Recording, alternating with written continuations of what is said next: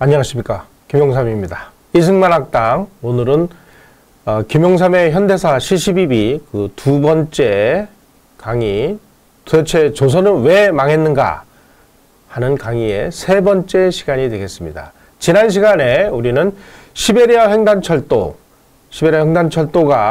어떤 그 국제정치적인 영향을 미쳤는지에 대해서 말씀을 드렸고요. 이제 이어서 오늘은 시베리아 횡단철도로 인해서 이제 일본 정부에 어떤 대응을 가져왔는지 하는 부분을 말씀드리도록 하겠습니다. 시베리아 횡단철도가 건설된다는 이야기를 듣고 그 당시 일본 수상이 야마가타 아리토모라는 사람이었는데, 이분이 아주 굉장히 중요한 선언을 합니다. 바로 주권선과 이익선이라는 아주 유명한 연설을 합니다. 화면을 보시겠습니다. 자, 여기서 얘기하는 주권선이라는 것은 일본 본토를 이야기하는 겁니다. 그리고 이익선이란 무엇이냐? 자기네들의 주권선을 보호하는 데 있어서 반드시 필요한 지역을 이익선이라고 하는데, 일본이 얘기하는 이익선은 한반도가 되겠습니다. 국가의 독립을 유지하려면 주권선 방어만으로는 부족하다. 따라서 적성국 지배하에 들어가면 일본의 안전을 위험하게 하는 지역, 즉 조선을 방어를 해야만 일본이 안전해진다. 바로 이것이 주권선과 이익선 개념이 되겠습니다. 자, 그러면 우리가 여기서 굉장히 중요한 바로 부분을 확인할 수가 있습니다. 자, 일본은 서양의 제국주의 국가들이 식민지를 취득을 할 때 그 식민지를 취득하는 이유들이 있습니다. 그리고 일본이 식민지를 많은 나라들을 취득했습니다. 대만, 조선, 기타 등등 많은 나라들을 식민지로 취득을 했는데, 일본이 취득을 한 그 나라들과 서양이 취득한 나라들을 비교 분석을 한 결과 굉장히 중대한 차이가 있다는 점을 발견을 했습니다. 화면을 보시겠습니다. 바로 이 마크 R. 피티라는 사람의 이 식민지라는 그 책에서 주장을 한 건데요. 서구 열강들은 식민지를 취득하라는 그 내용들을, 나라들을 보니까 자국의 이익을 위해서 식민지를 획득한다라는 것이 큰 특징으로 나타났습니다. 반면에 일본이 식민지로 취득을 한 나라들은 이익보다는 안전보장을 위해서 취득을 한다 하는 그런 결과가 바로 마크 R. 피티의 식민지라는 그 책에서 주장하는 내용입니다. 바로 이러한 차이, 일본은 어떻게 하든지 자기네 나라의 안전을 보장하기 위해서 바로 이익선이라고 하는 조선을 어떻게든지 자기네들이 보호하거나 아니면 적대 세력에 넘어가지 않도록 그렇게 해야 되는, 아주 그야말로 자기네 나름의 어떤 그 절박함, 이런 것을 가지고 조선 문제를 바라보기 시작했다는 점을 우리는 마크 R. 피티의 이 식민지라는 이 책을 통해서 볼 수가 있습니다.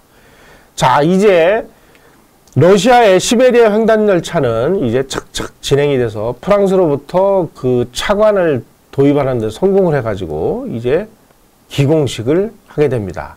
니콜라이 황태자, 나중에 니콜라이 2세가 되는, 러시아의 짜르가 되는 니콜라이 황태자가 블라디보스톡에서 이 시베리아 횡단철도의 기공식을 하기에 앞서서 일본을 방문하게 됩니다. 그래서 오스시라는 곳을 방문을 했다가 여기에서 경호를 담당한 일본 경찰관으로부터 이 공격을 받아가지고 머리에 칼을 맞아서 피를 뚝뚝 흘리는 이런 아주 이 사건이 벌어졌습니다. 화면을 보시겠습니다. 바로 이 사람이 니콜라이 황태자인데, 이 사람이 오스시를 방문하던 중에 위에 그림처럼 이렇게 칼로 습격을 받아가지고 부상을 당합니다. 그래서 머리에 붕대를 맨 채 블라디보스토크로 가서, 야, 일본, 너희들 말이야, 우리 시베리아 횡단철도 다 완성되면 두고 보자. 1891년 5월 31일 날 시베리아 횡단철도 기공식을 거행을 합니다.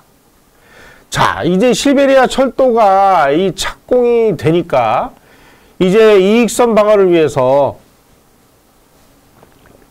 러시아와의 전쟁은 이제 피할 수 없다라고 판단한 일본이 우선은 중국으로부터 어떤 그 속국으로 있는 이 조선을 중국으로부터 분리시켜서 어떻게든지 일본이 영향을 행사할 수 있는 지역으로 만들어야 되겠다. 그러기 위해서 이제 러시아와의 전쟁에 앞서서 청나라와의 전쟁을 준비를 하게 됩니다. 이 와중에 하필이면 조선에서 동학농민 그 운동이 벌어져서 농민들이 봉기를 해서 그 봉기를 진압하기 위한 중앙군, 이 조선군이 제대로 진압을 못하고 이런 일이 벌어지니까 청국의 군대를 빌려서 이 동학농민의 그 봉기를 진압하기 위해서 청나라로부터 군대를 빌려주십시오 하고 요청을 하니까 천진조약에 의해서 일본이 또다시 조선에 들어와서 일본군과 청군이 대치를 하는 이런 어처구니 없는 일이 벌어지게 됩니다. 화면을 보시겠습니다. 오른쪽 그 지도에 그 동학군들이 이제 뭐 여기저기 다니면서 막 전투를 해서 관군도 무찌르고 뭐 했습니다만은 뭐 그 지도가 여기 나와 있습니다. 바로 일본은 청나라와 러시아와의 전쟁을 준비하기 위해서 오래전부터 이 육군 부대를 증강을 하고 해군 부대를 증강을 하고 그래서 육군 부대는 어느 정도 만족할 만큼 이제 그 군비 증강이 마무리가 됐고 해군은 아직은 좀 미흡하다라고 생각하던 그 찰나에 조선에서 동학농민이 봉기를 함으로 인해서 청나라 군대와 일본 군대가 조선으로 파병되는 이런 기회가 만들어지니까 이러한 절호의 기회를 이용해서 일본은 청나라하고의 전쟁을 결심을 하게 됩니다. 무슨 수를 써서라도 조선에서 전쟁을 일으켜서 청나라 세력을 조선으로부터 몰아내고 그래서 일본의 이익선 개념이 되는 이 조선을 일본이 차지하겠다 하는 것이 이제 청나라의 일본의 청일전쟁 전쟁 목적이 되겠습니다. 자, 화면을 보여주십시오. 자, 지도를 보시면 청나라하고 청일전쟁은 1894년 7월 하순에 시작이 돼서 1895년 4월에 시모노세키 조약으로 마무리가 됐습니다. 약 9개월 정도 이 전쟁을 치렀고요.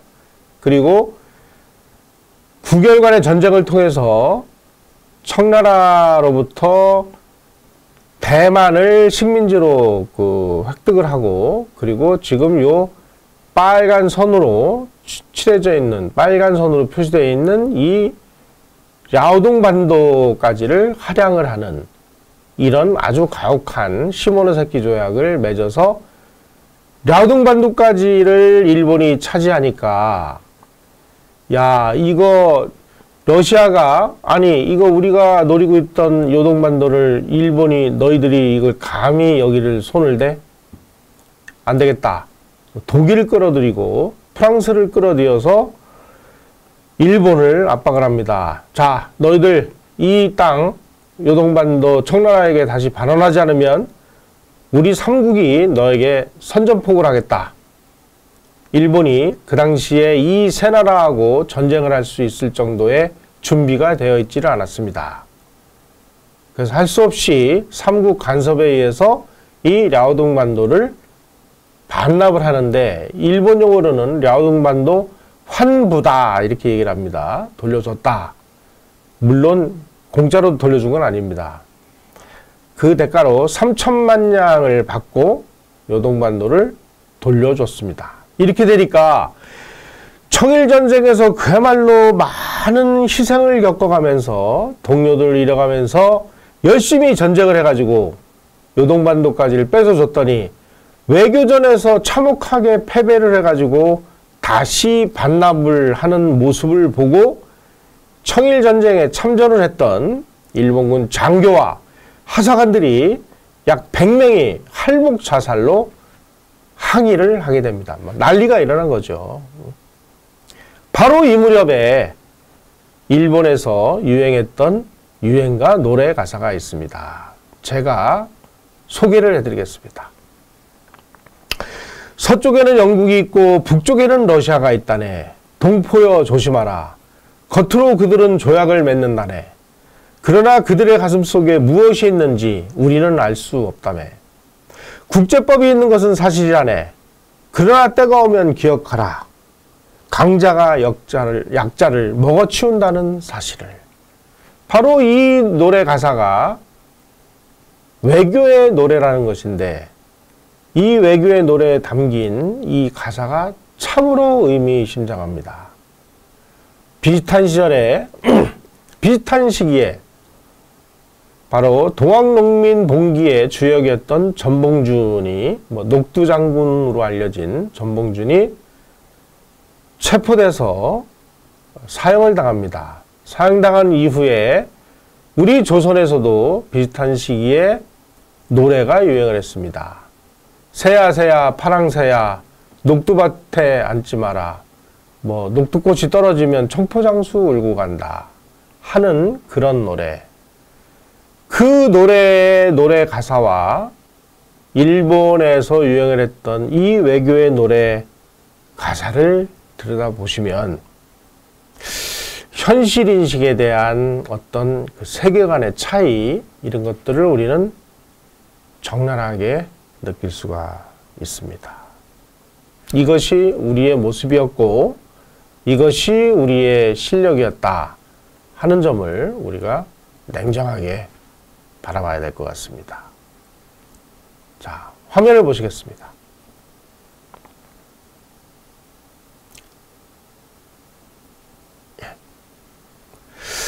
자, 이 제국주의 일본이 전쟁에서는 승리를 해서 하여간 단 한 차례 그 해성이라는 곳에서의 전투를 제외하고는 아주 원사이드한 그런 전쟁을 벌여서 아주 청나라 군대를 쥐잡듯이 투디로 잡아가지고 일방적으로 승리를 거뒀습니다마는, 러시아와 프랑스 그리고 독일 3국이 합동으로 압력을 넣은 이 3국 간섭에는 참혹하게 패하는 모습을 보면서 바로 또 이 고종과 이 민왕후는 마음속에 남아있던 러시아에 대한 오매불망 짝사랑이 다시 부글부글 끓어오르게 됩니다. 아니, 일본이 그 말 한마디에 찍소리도 못하고 이 요동반도를 돌려주는 모습을 보니까, 러시아가 정말 그야말로 강국은 강국이구나. 그래서 또다시 러시아와 손을 잡고 이번에는 너무나 노골적으로 러시아 세력이 바로 조선으로 물밀듯이 침투해 들어오기 시작을 합니다. 어느 정도였느냐? 말도 못하죠. 일본 세력이 러시아한테 찍소리도 못하고 한 방에 그냥 KO 당하듯이 요동반도를 반환하고 난 이후에 러시아가 조선의 각종 이권을 차지하고 그야말로 무소불위의 힘을 휘두르는 이런 상황이 되다 보니, 아니, 이게 도대체 일본 입장에서는 그럼 우리는 뭐 때문에 전쟁을 한 거냐? 어떻게든지 청일전쟁을 통해 가지고 청나라부터 조선을 떼어내서 그 떼어낸 조선을 우리의 보국 비슷하게 만들려고 하는 것이 청일전쟁의 목적이었는데, 아니, 전쟁 목적은 어디 가고 러시아가 판을 치게 만드는 세상이 돼버렸으니 일본 입장에서 보면 좀 억장이 무너지는 일이 아니겠습니까? 자, 그러니 일본 입장에서는 이게 바로 이 칠러 입장의 가장 몸통은 민왕후다. 그래서 아주 이 낭인이라고 하죠. 우리로 치면은 일종의 깡패 비슷한 무리들을 동원하고 이래가지고 민화호를 궁 안에서 아주 참혹하게 살해를 하는 정말 인류사에서 정말 끔찍한 조직적인 범죄가 발생을 했습니다. 일본 입장에서는 어떻게든지 청나라하고 전쟁을 해서 조선을 청나라로부터 분리시키기만 하면 조선을 보국화하는 데는 별 문제가 없겠구나. 그래서 우리의 이익선을 지키는데 아주 유리한 환경이 조성되겠구나 하고 전쟁을 했더니 삼국간섭에 의해서 러시아가 조선에 영향력을 행사하고 그리고 러시아의 힘에 밀려서 조선에서 일본이 손을 떼게 되면서 그 을분을 민화우라는 사람에게 투영을 한 거죠. 그래가지고 아주 잔혹하고 참혹하게 왕비를, 그것도 왕이 살고 있는 왕궁을 쳐들어가서 살해를 하고 을미외변이라는 이 끔찍한 범죄를 저지릅니다. 그리고 나서 고종은 어떻게 했느냐? 러시아 공사관으로 거처를 옮기게 됩니다. 그것이 바로 이제 아관파천이라는 것인데요. 예.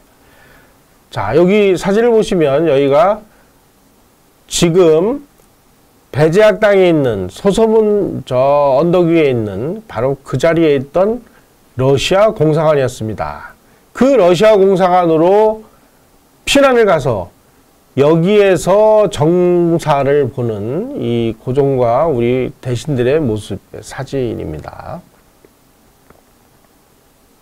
아니 제1차 밀약, 제2차 밀약으로 그렇게 당하고도 어떻게 고종은 러시아 공사관으로 가서 저렇게 피신을 할 생각을 했을까? 어쨌든지 간에 고종의 이 러시아에 대한 짝사랑, 이것은 하여간 여러 가지 면에서 우리가 두고두고 분석을 해보고 그리고 왜 이랬을까 하는 그 배후를 아주 자세히 우리가 캐봐야 될 만한 중요한 주제입니다. 자, 이제 그 조선의 국왕이 러시아 공사관으로 들어가서 러시아의 품에 안기고 보니까 이제 뭐 조선은 러시아의 세상이 된 거나 마찬가지 상황이 됐죠. 그래서 뭐 수많은 이권을 가져가고 그야말로 러시아에 의한 러시아의 세상이 조선에서 만들어지게 된 겁니다. 영국이 그토록 정말 피하려고 했던 그런 상황이 벌어진 것이죠.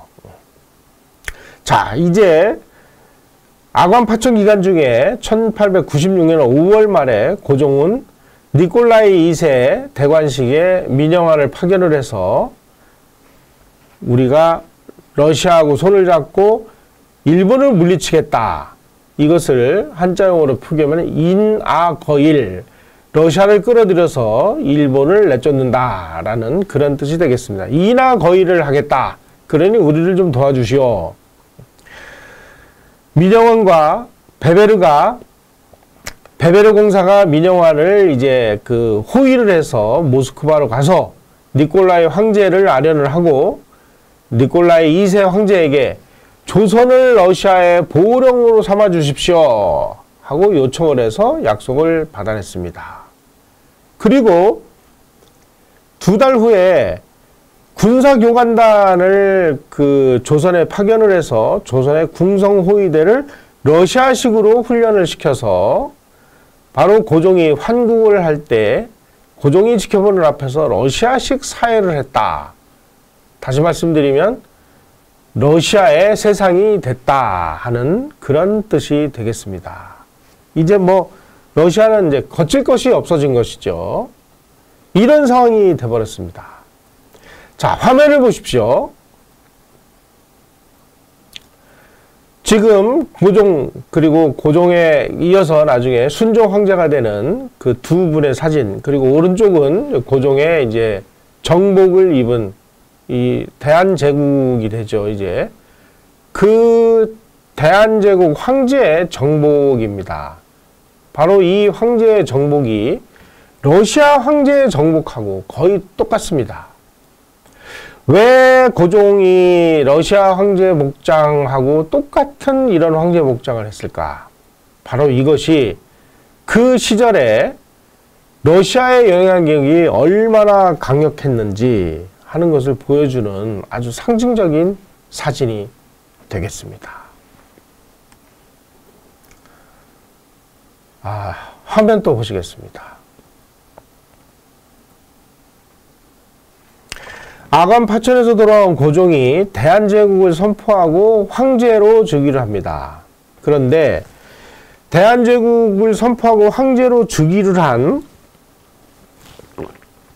그 이유는 고종이 러시아 공사관에 자신의 목숨을 의탁할 정도로 아주 우호적인 칠러 정책을 수행한 대가로 고종이 러시아 황제로부터 대한제국을 공포해도 좋다.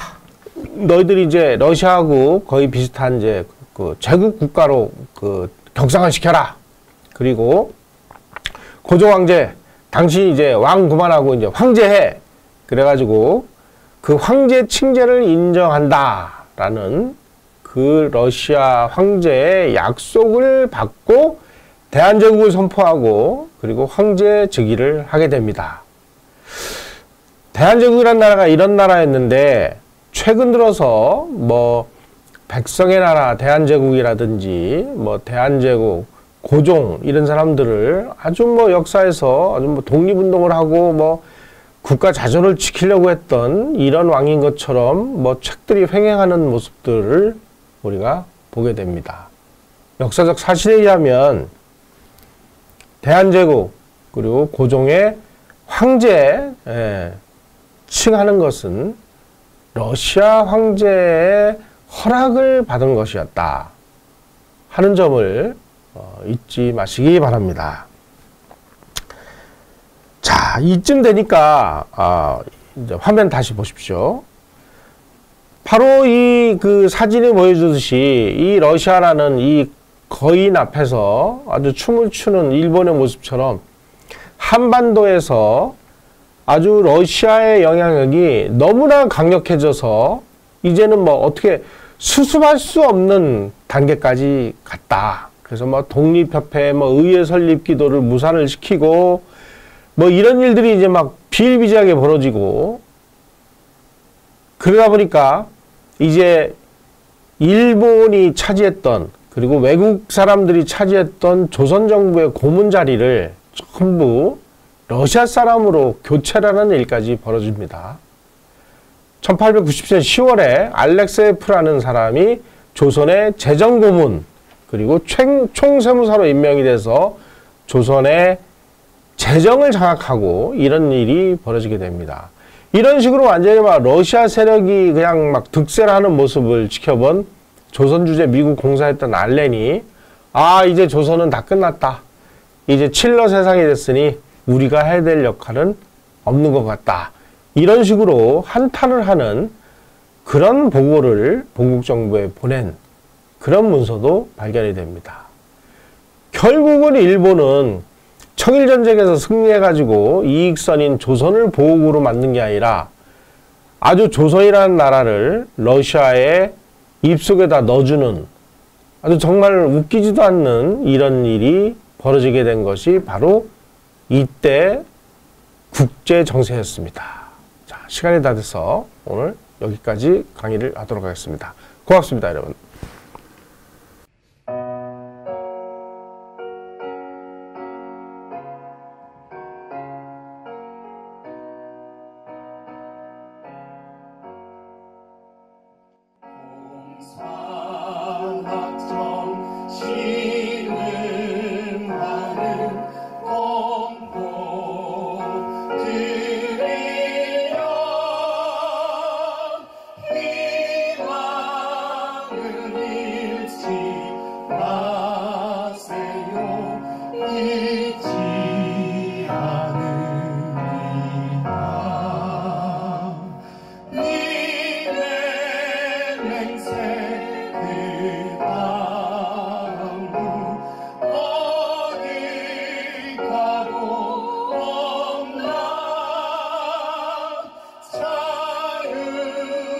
영광이